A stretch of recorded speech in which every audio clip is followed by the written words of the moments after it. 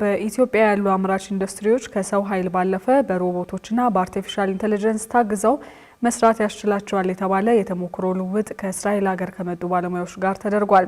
የእስራኤል ኤምባሲ ባዘጋጀው በዚህ መርሃ ግብር ላይ ልምዳቸውን ለማካፈል ከመጡ ባለሙያዎች መካከል ለረጅም ዓመታት በኢንዱስትሪው ዘርፍ ልምድ ያላቸው የአልተርኔት ኩባንያ ዋና ስራ አስፈጻሚ ኢላን አልተር አንዱ ናቸው። I was visiting few factories here during the last days. We came only for 3 days. We were visiting some factories. ባለፉት ቀናት ኢትዮጵያ የሚገኙ የተወሰኑ ካምፓኒዎችን የመጎብኘት እድሉን አግኝቼ ነበር። በጉብኝቴ ወቅት በኢትዮጵያ ያሉ ኢንዱስትሪዎች እንዴት እንደሚሰሩ አይተናል። ከዛሬ 3 እና 4 ዓመታት በኋላ ኢትዮጵያ አሁን ካለችበት የተለየ እንደምትሆን ነው የማስበው። ይህ የሚሆነው ደግሞ ኢንዱስትሪ 4.0ን በመተግበር ይሆናል። ይህንን በጥቂት ዓመታት በመንግስት ተቋማት፣ በዩኒቨርሲቲዎችና በኢንዱስትሪዎች ጭምር እንደሚሰራበት እምነቴ ነው። It's up to the government, it's up to the universities, it's up to academia, it's up to the banks and to the funds that you have to raise, but this is the place that you have to be in few years from now. በእስራኤል ሀገር እየተሰራበት ያለው ኢንዱስትሪ 4.0 የተሰኘው አሰራር የምናመርትባቸው ኢንዱስትሪ እቃዎች ዲጂታል በሆነ መንገድ የሚሰሩበት ሲሆን ይህም በሮቦት በአርቲፊሻል ኢንተለጀንስ እንዲሁም በሮቦትና በሰዎች ጥምረት የሚሰራባቸው እንደሆኑም ሰምተናል። በአንጻሩ በኢትዮጵያ ያሉ ኢንዱስትሪዎች በአብዛኛው በሰው ኃይል የሚሰሩ እንደሆኑም በመድረኩ ተነስቷል። በረጅሙ መታሰብ ያለበት ነገር ነው። ምክንያቱም ኢንዱስትሪዎቻችን 2.0 ላይ ምናልባትም አሁን ሌተስት የሚመጡት ካልሆኑ በቀር በፊት ያሉት ኢንዱስትሪዎቻችን 2.0 ላይ የቆሙ ናቸው። ያ ማለት ከሰው ጋር ኢንተራክት የሚያደርግ ዲጂታል ያልሆነ ነው። እነዚህን የመጀመሪያው ስቴፕ የሚሆነው ዲጂታይዝ ማድረግ ነው እነዚህን ኢንዱስትሪዎች። ስለዚህ ወደ ኢንዱስትሪ 3.0 ላይ ማምጣት ያስፈልጋል። ከዛ በኋላ ነው ማሽኖች እንዴት አድርገው እርስ በርስ ተናበው ከሰው ጋር መሀል ላይ ያስገብተው እንዴት ፕሮዳክሽን ይጨምራሉ፣ እንዴት ሴፍቲን ይጨምራሉ የሚለው ነገር ይመጣል። ስለዚህ በረጅሙ አስበን ስትራቴጂካሊ እነዚህ ማሽኖች ከ2.0 ማለት ማኑዋል ከሆኑት ነገሮች ወደ ዲጂታል ከዲጂታል ደግሞ አብረው ዲጂታል የሆኑና ሮቦቶች አብረው የሚሰሩበትን ኢንቫይሮንመንት ክሬት ለማድረግ በደንብ ማሰብ ይጠብቅብናል። በዚህ በኢትዮጵያና በእስራኤል መካከል የቴክኖሎጂ የልምድ ልውውጥን ለማምጣት ባለመ መድረክ ላይ በኢትዮጵያ ኢንዱስትሪዎች ውስጥ ያለው የምርት ሂደት ከሚመረተው እስከ 15% የሚሆነውን ለብክነት የሚያጋልጥ መሆኑም ተነስቷል። ዓለም አቀፉ የገንዘብ ተቋም IMF ለኢትዮጵያ ከአንድ ዓመት በፊት ከፈቀደው የ3.4 ቢሊዮን ዶላር የተራዘመ ብድር በአራተኛው ዙር የብድሩ አፈጻጸም ግምገማ ላይ በባለሙያዎቹ ደረጃ ከኢትዮጵያ መንግስት ጋር ከስምምነት ላይ መድረሱን አስታውቋል። በአራተኛው የብድር አፈጻጸም ግምገማ ላይ በተደረሰው ስምምነት መሰረት ተቋሙ ለኢትዮጵያ ከብድሩ ውስጥ ቀጣዩን 261 ሚሊዮን ዶላር ቦርዱ ካጸደቀው በኋላ እንደሚለቅ ነው ይፋ ያደረገው።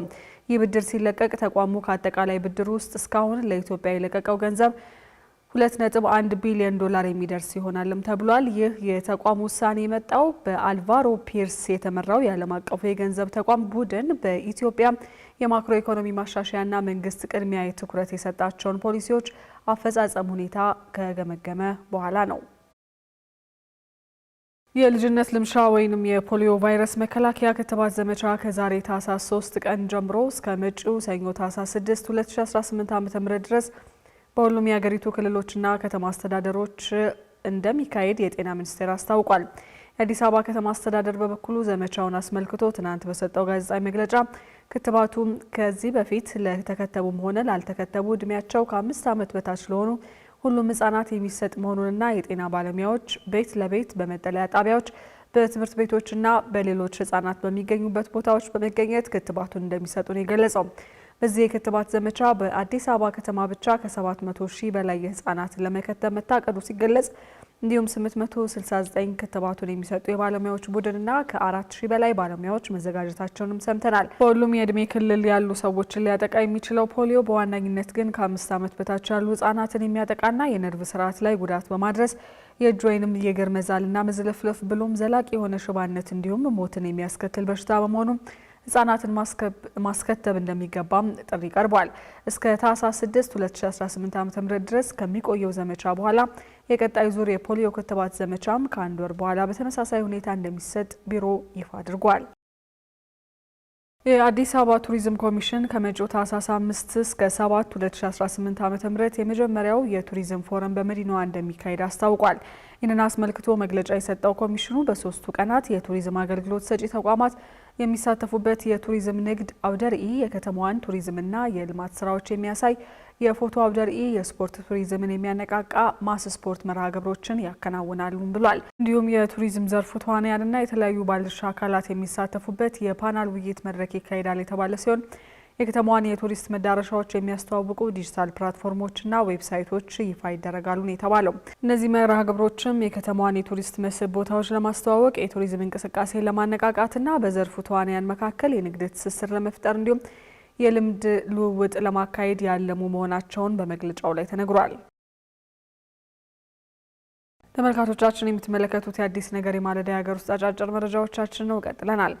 የኢትዮጵያ ሰብአዊ መብት ኮሚሽን ኢሰመኮ በቤንሻንጉል ጉሙዝ ክልል የሚስተዋለው የተራዘመ የቅድመ ክስ ስርዓት፣ የዋስትና መብት በወቅቱ አለመተግበር እንዲሁም በፖሊስ ጣቢያዎች የምግብ በጀትና የሕክምና አገልግሎት አለመኖር ላይ ማስተካከያ እንዲደረግ አሳሰበ። ኢሰመኮ ይህንን ያለው በክልሉ ያለውን አጠቃላይ የሰብአዊ መብቶች ሁኔታ በተመለከተ ከክልሉ ኃላፊዎች ጋር በአሶሳ ከተማ የውይይት መድረክ ባካሄደበት ወቅት ነው። ውይይቱን አስመልክቶ ኢሰመኮ ባወጣው መግለጫ የክልሉ መንግስት ከታጠቁ ኃይሎች ጋር ባደረገው የሰላም ስምምነት የሰዎች ሞት፣ የአካል ጉዳትና መፈናቀል መቀነሱ፣ የስነ ምግባር ጉድለት የተገኘባቸው የጸጥታ አካላትን ተጠያቂ ማድረግ መጀመሩና የተሻለ ተፈናቃዮች አያያዝ መኖሩ አበረታች እንቅስቃሴ መሆኑንም አንስቷል። በተመሳሳይ ያለ አግባብ የታሰሩ ሰዎችን መልቀቅና የታራሚዎች የቀን ምግብ በጀት ከ41 ብር ወደ 65 ብር መሻሻሉ እንዲሁም ለታራሚዎች የስራ ዕድል መፈጠሩ አበረታች መሆኑን የተጠቆመው የኢሰመኮ ዋና ኮሚሽነር ብርሃኑ አዴሎ በበኩላቸው ክልሉ ታጣቂዎችን ወደ ሰላማዊ ኑሮ በመመለስና ተፈናቃዮችን በተሻለ ሁኔታ በመያዝ የሚበረታታ ተግባር ማከናወኑን ጠቅሰው አልፎ አልፎ የሚከሰቱ ግጭቶችና ጥቃቶች ዳግም እንዳይከሰቱ ጠንካራ የቅድመ መከላከል ስራ እንዲሰራና የተጠርጣሪዎችና የተከሰሱ ሰዎች የተፋጠነ ፍትህ የማግኘት መብት በተሟላ ሁኔታ እንዲተገበርም አሳስበዋል። ኢሰመኮ ያነሳቸው የሰብአዊ መብቶች ጉዳዮችን በበጎ እንዲመለከቷቸው የገለጹት የክልሉ ርዕሰ መስተዳድር አሻድሊ ሀሰን ሊስተካከሉ የሚገቡ የሰብአዊ መብቶች ጉዳዮችን በተሰጡ ምክረ ሀሳቦች መሰረት ምላሽ ለመስጠት ክልሉ እንደሚሰራም ገልጸዋል። ወደ ሌላኛው የኢሰመኮ መረጃችን ስናልፍ ደግሞ የኪነ ጥበብ ስራዎች ለሰብአዊ መብቶች ጥበቃ አስተዋጽኦ እንዳላቸው የኢትዮጵያ ሰብአዊ መብቶች ኮሚሽን ኢሰመኮ ለአምስተኛ ጊዜ ባዘጋጀው ዓመታዊ የሰብአዊ መብቶች ፊልም ፌስቲቫል ላይ ገልጿል። በየዓመቱ በአውሮፓውያኑ ታህሳስ 10 ቀን የሚውለውን ዓለም አቀፍ የሰብአዊ መብቶች ቀን ለማሰብ በ2014 ዓ.ም የተጀመረው የሰብአዊ መብቶች ፊልም ፌስቲቫል አምስተኛ ዙር በዛሬው ዕለት በአዲስ አበባ የህፃናትና ወጣቶች ቲያትር አዳራሽ በይፋ ተጀምሯል።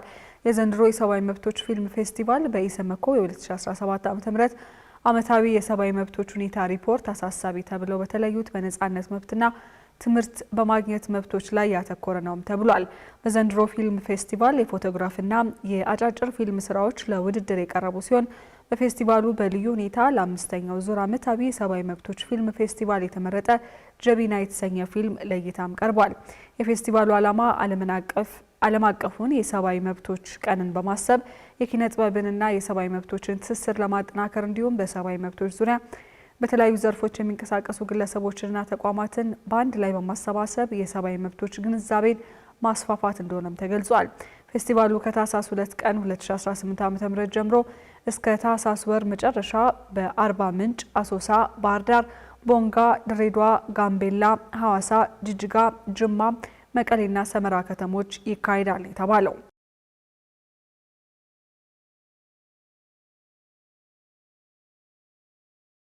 ኢምፓወር አዲስ ነገ ታህሳስ 4 እና 5 ቀን 2018 ዓ.ም ለሁለተኛ ጊዜ በአዲስ ኢንተርናሽናል ኮንቬንሽን ማዕከል እንደሚካሄድ ተገልጿል። በኢቢኤስ ቴሌቪዥን በሚተላለፈው ሄለን ሾው ዝግጅት ክፍልና ኑሮዬ ኃላፊነቱ የተወሰነ የግል ማህበር በጋራ የሚያዘጋጁት ኢምፓወር አዲስ በአሜሪካ ዋሽንግተን ዲሲ ኢምፓወር ዘ ኮሚኒቲ ዊኬንድ በሚል ሀሳብ ካለፉት 9 ዓመታት ጀምሮ እየተካሄደ ያለው ዝግጅት እህት መርሃ ግብር መሆኑም ተገልጿል። መርሃ ግብሩን አስመልክቶ በተሰጠ ጋዜጣዊ መግለጫ ኢምፓወር አዲስ ኢትዮጵያውያን እርስ በርስ የሚማማሩበት የህይወትና የስራ ልምዳቸውን የሚያካፍሉበትና የሚቀስሙበት እንዲሁም ትስስር የሚፈጥሩበት ነውም ተብሏል። በተጨማሪም በንግድ፣ በስራ ፈጠራ፣ በጤና፣ በትምህርት፣ በአመጋገብ፣ በውበት፣ በፋሽን፣ በማህበራዊ ሚዲያና በትምህርት ጉዳዮች ላይ የፓናል ውይይቶች፣ ባዛሮችና ሌሎችም ሁነቶች ይካሄዱበታል የተባለው ኢምፓወር አዲስ ካሁን በፊት በአዲስ አበባ አካሄደው የመጀመሪያው ዝግጅት ከ6500 በላይ ታዳሚዎችና 74 ኤግዚቢሽን አቅራቢዎች በመርሃ ግብሩ ላይ ተሳትፈው ነበር። በዘንድሮ መርሃ ግብር ላይ ለመሳተፍም የመግቢያ ዋጋው 300 ብር ሲሆን በቴሌብር አማካኝነት ትኬቱን መግዛት እንደሚቻል ተገልጿል።